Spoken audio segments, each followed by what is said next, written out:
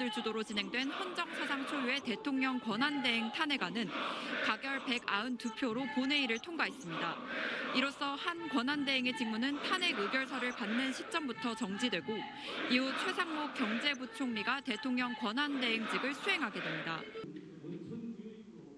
한덕수 권한대행에 대한 탄핵은 나라와 국민을 위한 탄핵이 아니라 이재명 대표 본인을 위한 탄핵이라고 생각합니다.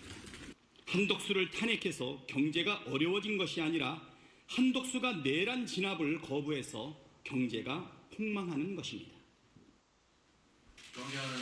오늘 오전 이재명 대표도 공식 입장을 내고 권한대행이 내란대행으로 변했다며 내란범들의 준동으로 경제적 불확실성이 더 커졌다고 말했습니다.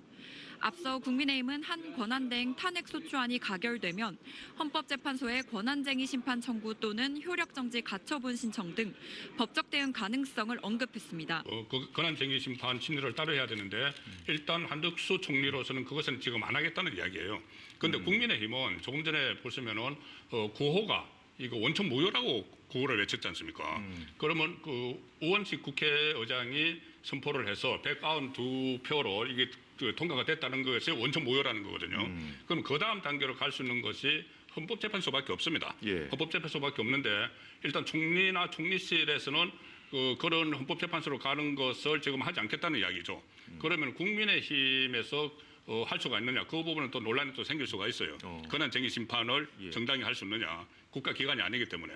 그래서 지금 나오는 이야기는 아마 대통령실을 통해서 대통령 권한 대행을 했기 때문에 대통령실을 통해서 이 권한쟁의 심판도 하고 또 가처분 신청도 할 것이다.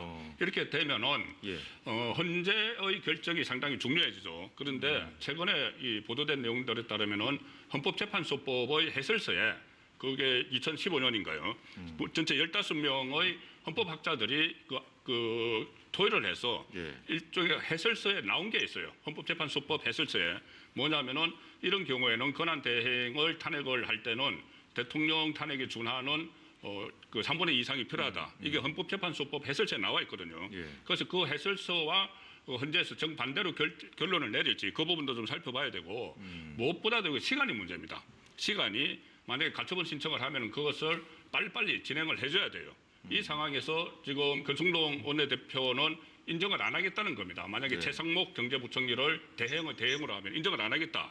그렇게 되면은 가장 걱정되는 것은 저는 이게 물론 그 어떤 절차상으로는 최상목 경제부총리가 대행을 하고 있지만 여당에서 그것을 인정을 안 하겠다고 하면은 일종의 권한 대행이 두 사람이 생기는 것이고 혼란이 발생을 할 수가 있으니까 헌재에서 이걸 먼저 해야 돼요. 이거 가처분도 먼저 하고 그다음에 본안 그 권한쟁의 심판도 헌재에서 먼저 다루면은 결과적으로 윤석열 대통령에 대한 헌재 심리는 오늘 겨우 시작을 했는데 뒤로 또 늦춰지는 또 다른 혼란이 생길 수가 있거든요.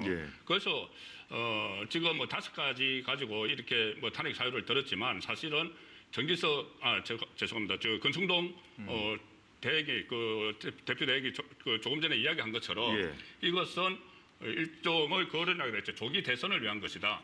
뭐 5가지 사유는 있지만 어쨌든 목적은 헌재 심리를 빨리 해서 빨리 그 인용 결정이 나와서 조기 대선을 하는 게 목적인데 이렇게 되면 오히려 이재명 대표가 시도를 했던 저 헌재의 결론을 빨리 내리는 것이 오히려 더 늦춰질 수도 있는 그 상황도 될 수가 있는 거죠. 자.